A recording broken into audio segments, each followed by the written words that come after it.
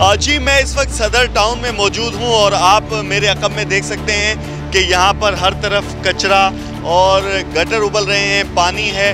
और यहाँ पर ये गवर्नमेंट प्राइमरी स्कूल है रेंचोड़ लाइन का, और इसी सड़क पर इसी के सामने NJV स्कूल है, वो आप देख सकते हैं। और इस सड़क का हाल देखें आप, यहाँ से रोज़ बच्चे गुजरते हैं। आम इंतखाबात में बाकी चंद रोज़ बचे हैं और ये दोनों पोलिंग स्टेशंस होंगे जहाँ पर वोटर्स आएंगे बड़ी तादाद में यहाँ पर अपना हक़ राय दही इस्तेमाल करने।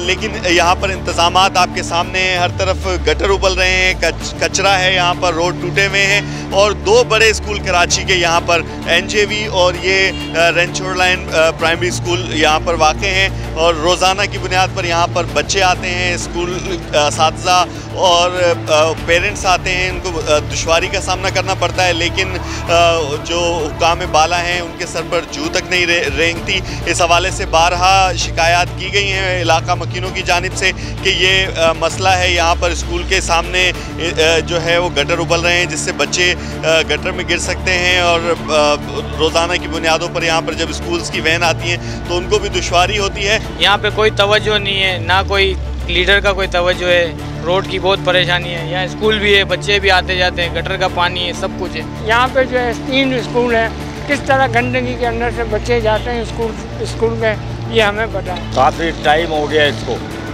ये मस्जिद के मौलवी ने भी कई दफ़ा एप्लीकेशन दी है, नहीं बनाते। हुकूमत इसका नोटिस ले और इसको जो रोड है इसको रिपेयर किया जाए। ना सिर्फ रोड को बल्कि जो गटर उबल रहे हैं, वाटर बोर्ड और सीवरेज बोर्ड का जो काम है वो भी यहाँ पर सही तरह से होना चाहिए ताकि दोबारा ये रोड ना टूटे। जी।